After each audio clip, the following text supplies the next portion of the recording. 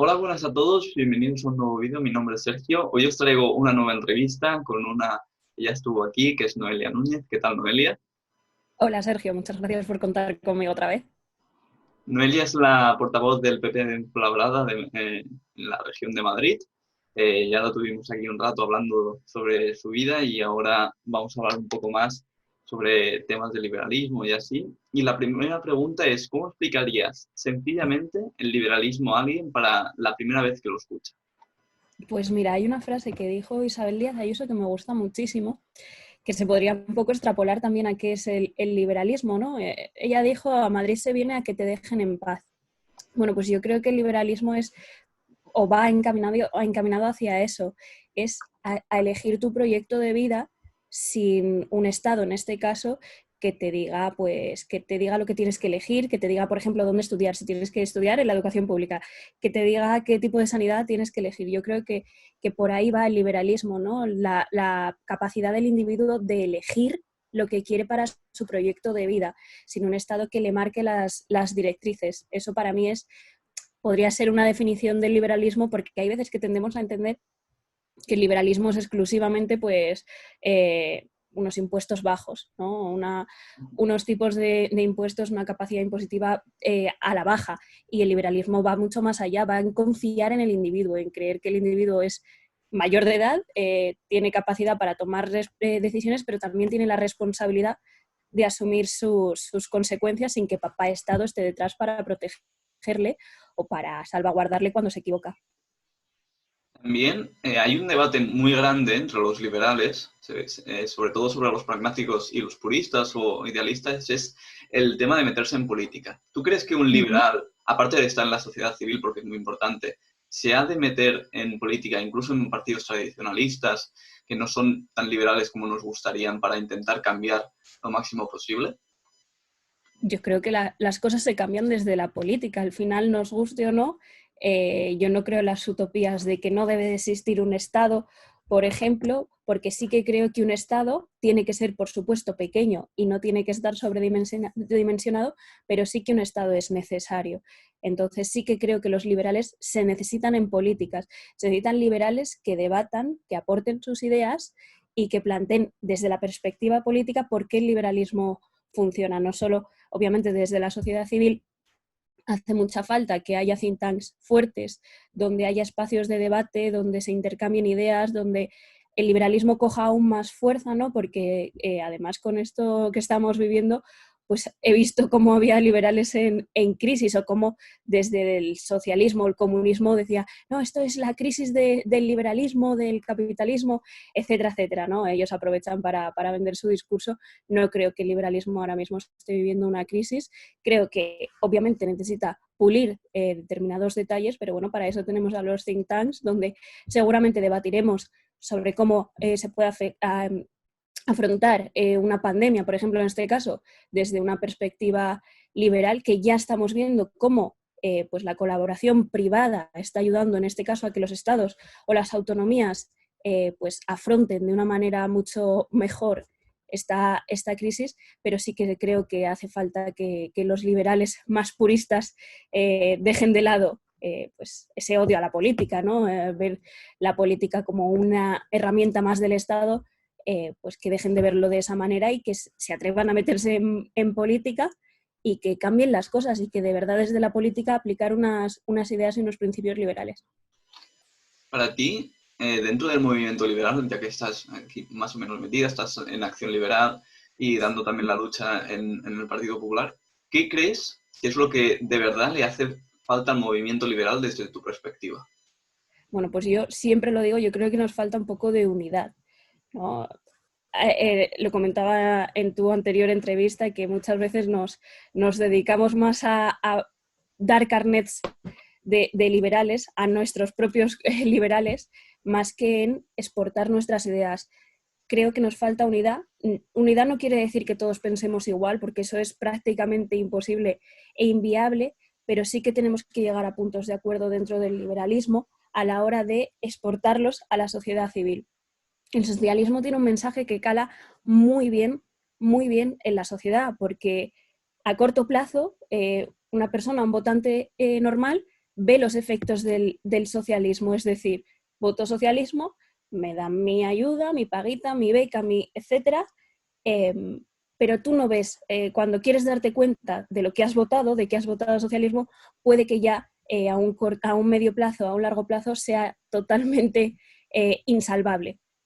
Con el liberalismo creo que ocurre todo lo contrario. A corto plazo, a lo mejor no se pueden ver esos efectos de una manera más clara, pero sí que a un medio o largo plazo, sí que la persona, el individuo, ve que funciona, que cuanta más libertad quiere, menos Estado necesita, que cuanto más libre es el individuo, cuanto obviamente menos impuestos paga, pero también cuanta menos regulación tiene, cuanto menos burocracia soporta, ya no acepta ese socialismo que le impone o que le dice cómo tiene que hacer las cosas, o que para abrir un negocio necesite cumplir 100.000 normativas. Pues creo que por ese sentido sí que el liberalismo pues no se ven unos efectos muy cercanos, pero sí que pues en ese sentido funciona, y bueno, pues nos hace falta también aprender a vendernos un poquito a la sociedad también las ideas. Muchas veces nos centramos en economía, que es muy importante, obviamente la economía es absolutamente todo. Hasta yo tenía un profesor de derecho que me decía que derecho es todo, ¿no? Montarte en autobús y comprar un billete es derecho. Bueno, también es economía. Entonces, la economía lo es todo, pero hay veces que tenemos que dejar ese lenguaje muy técnico, muy profesional, muy purista también, y acercarnos un poquito más pues, al lenguaje del votante medio, en este caso desde la política, o de una persona normal que a lo mejor no tiene unos conocimientos de economía elevados, sino unos conocimientos básicos. Y pues por ese sentido, pues apartar tecnicismos y vender pues nuestro mensaje liberal, que al final a lo mejor de primeras no convence, pero cuando se aplica funciona. Y eso es lo que tenemos que demostrar, que allí donde hay libertad, en los países donde mayor libertad hay mayor prosperidad, sus habitantes o sus compatriotas viven mucho mejor que en un país socialista, y eso es lo que tenemos que transmitir también. Sí que es verdad que en estos días hemos estado viendo una actuación de Almeida y de Ayuso que está haciendo cambiar bastante el pensamiento, sobre todo he visto actores e incluso gente importante aplaudiendo la gestión de estas dos personas. ¿Crees que esta gestión respecto al gobierno central puede hacer que la gente cambie de esa idea de los de la derecha siempre son los malos y puede empezar a notar que, que en realidad son como personas como cualquier otras y además lo están haciendo mejor que a los que en teoría hacían lo políticamente correcto?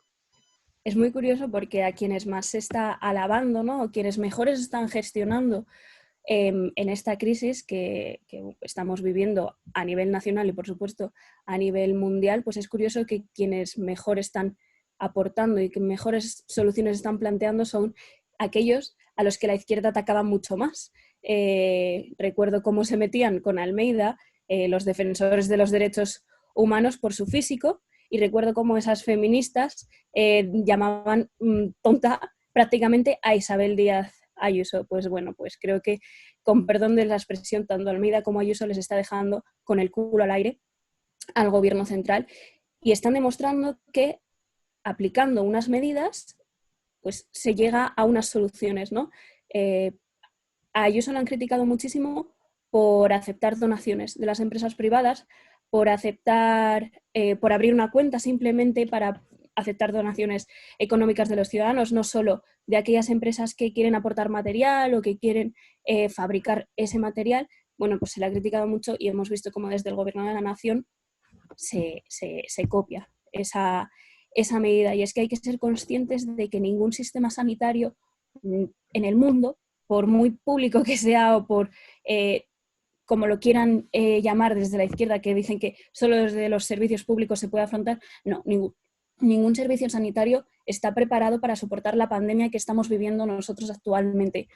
Ni aunque tuviésemos 100% de titularidad pública sobre el sistema sanitario estaríamos preparados para vivir. Lo que hay que estar es preparados para afrontar esta crisis a nivel de a quienes tenemos al frente. Y creo que tanto Ayuso como Almeida están demostrando ser unos grandes líderes, pero también unos grandes gestores y que no tienen miedo a aplicar sus ideas en este sentido, no tienen miedo a aceptar, por ejemplo, esas donaciones como ya hemos dicho, porque su prioridad ahora mismo es salvar vidas, pero también ser conscientes de que vamos a vivir una crisis económica después de la pandemia que estamos viviendo y poner medidas encima de la mesa no intervencionistas como vemos por parte del gobierno de la nación, sino desde un prisma más liberal, que es de la única manera que vamos a poder afrontar, pues salir de una manera mucho mejor o óptima de la crisis que por desgracia vamos a sufrir. ¿Crees que después de este periodo que nos ha tocado, por desgracia, puede haber unas elecciones? Porque sí que es verdad que hemos visto rumores que el PNV, Esquerra Republicana, no le iba a dar ese soporte a los presupuestos por la mala gestión que estaba haciendo el gobierno. Y si es así, ¿cómo crees que afrontará el PP estas nuevas elecciones? ¿Si se hará ese esperado Cataluña suma de Partido Popular y Ciudadanos o incluso con la posibilidad de añadirse Vox? Pues yo he estado leyendo, porque sí que es cierto que la Constitución no es muy clara en este respecto, porque está el artículo 115 que establece que desde la anterior disolución de las Cortes no puede haber, o sea, tiene que pasar un año para que se puedan volver a disolver las Cortes. Entonces, no sé muy bien si hay que esperar en este sentido un año desde que se constituyeron las Cortes para que se disuelvan. Entonces, no sé si tendríamos que esperar hasta enero de 2021, no sé si les tendríamos que sufrir hasta enero de 2021 para que se puedan disolver en este sentido las Cortes. Creo que la legislatura está muerta totalmente, independientemente de si se convocan o no se convocan elecciones. Creo que la legislatura está plenamente acabada. Primero, porque hay muchas diferencias dentro del propio Ejecutivo, dentro del propio Gobierno. Hemos visto la comparecencia de ayer en medios de Pablo Iglesias, creo que evidenció totalmente al decir que los españoles no se merecen un gobierno que les mientan, siendo él mismo parte de ese gobierno. Creo que evidenció que hay una crisis enorme dentro del propio gobierno, porque además no tenemos un líder pues que sepa aplacar esas divisiones, que obviamente son partidos distintos y habrá divisiones en muchos temas, pero se necesita un líder que sepa pues mediar entre ambas partes, que me está sorprendiendo para bien en este sentido Margarita Robles, que creo que es la única, junto con Nadia Calviño, por lo que podemos leer, que se está manteniendo pues en sus ideales o en lo que cree que es bueno para España, y priorizando el concepto de país antes que el concepto de partido, y que hemos visto que hay otros 20 ministros que no sirven para absolutamente nada, y con esas dos mujeres seguramente nos iría bastante mejor que de lo que nos va ahora. Aparte de la crisis que hay dentro del gobierno, la crisis también que hay en el Congreso, al haber ese fraccionamiento y tantos partidos dentro de ese arco parlamentario, pues eso va a complicar también la legislatura, porque ahora se viene una crisis económica, por supuesto, y al haber tanta presencia de partidos nacionalistas, yo creo que siempre han tendido a pedir o a decir que hay de lo mío, y creo que esta crisis económica va a agravar aún más pues el que hay de lo mío, ¿no? Y entonces eso va a complicar mucho la aprobación, si se mantiene la legislatura, pues anual de los presupuestos, y eso lo va a complicar si es que se llegan a aprobar algún día, si es que llegamos a tener presupuestos, porque seguimos con los del señor Montoro, que no ha habido presupuestos más longevos en la historia de este país. Entonces creo que por ese sentido también, se convoquen o no se convoquen elecciones, la legislatura está totalmente acabada, y desde el partido pues lo afrontamos. Yo creo que de una buena manera salimos reforzados, porque podemos vender gestión. El partido siempre ha gestionado, bajo mi punto de vista, en situaciones complejas y complicadas. Le tocó a Mariano Rajoy en 2011 afrontar hasta la fecha la peor crisis económica, y parece y es probable que a Pablo Casado le toque afrontar la peor crisis económica, aún peor que la de 2011 que tuvo que afrontar Mariano Rajoy. Espero que aprenda también Pablo Casado de errores cometidos en el pasado por el ejecutivo del señor Rajoy, que bueno, se cometieron también, tuvo aciertos, tuvo errores, lo que pasa cuando gestionas y cuando tienes que dirigir un país de 47 millones de habitantes y con una economía al borde de la quiebra. Bueno, pues a ver cómo lo afronta el señor Casado, que estoy segura que es un liberal convencido y que aplicará, si llega a gobernar, que espero que sí, las ideas y los principios liberales. Para ir acabando la entrevista, me gustaría también poner y preguntarte una cosa en lo personal, que es también, ¿qué es lo bueno y lo malo que te ha pasado tras ser conocida? Porque sabemos que eres una figura pública y tiene sus cosas buenas, pero también tiene sus cosas malas. Y luego de esa pregunta también, pues, la última vez te hice recomendar 3 libros, pues esta vez te hago recomendar 3 películas. A ver, ¿qué me ha pasado malo? Bueno, pues el ataque, yo creo, en redes, ¿no? Cuando te expones, al final, pues la gente tiende a deshumanizar a los políticos, ¿no? Piensa que somos robots o que no somos personas, ¿no? Y que aceptamos cualquier tipo de insulto. Bueno, pues es cierto que va muchas veces en el cargo que te tienes que morder la lengua en este sentido porque, bueno, pues al final eres una persona pública y vas a gustar a gente y hay gente a la que no le vas a gustar, pero sí que es cierto pues que yo he vivido insultos, tuve que denunciar a una persona porque ya era, ya pasaba de lo que se puede aceptar y de lo que hay que tolerar. Y esa es la parte negativa. La parte positiva, pues poder conocer a mucha gente de muchas partes de España, pues en este sentido, por ejemplo, poder tener contacto contigo, que seguramente si yo no hubiese estado metida en política, a lo mejor no te hubieses interesado en entrevistarme, ¿no? Pues esta es la parte bonita que me llevo, el poder conocer a muchísima gente que a lo mejor, pues desde el anonimato, que tampoco soy muy conocida, pero bueno, desde el anonimato no hubiese llegado a conocer, ¿no? Que esa es la mejor parte que me llevo. Y películas, bueno, pues soy muy fan de Harry Potter, excesivamente fan de Harry Potter, entonces cualquier película de Harry Potter, la que menos me gusta es El Cáliz de Fuego y la que más me gusta es La Orden del Fénix, por si algún friki también de Harry Potter. Y luego me gusta mucho Amélie también.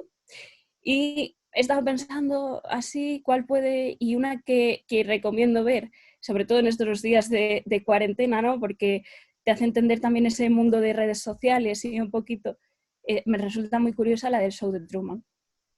La recomiendo y creo que son muy buenos días para verla y para entenderla. Pues muchas gracias, Noelia, por concederme esta segunda entrevista. Y nada, Gracias a ti por interesarte en mí y a tu disposición siempre, ya lo sabes. pues muchas gracias, tendré sus redes sociales abajo y un saludo y hasta la próxima. Adiós. Adiós, Sergio.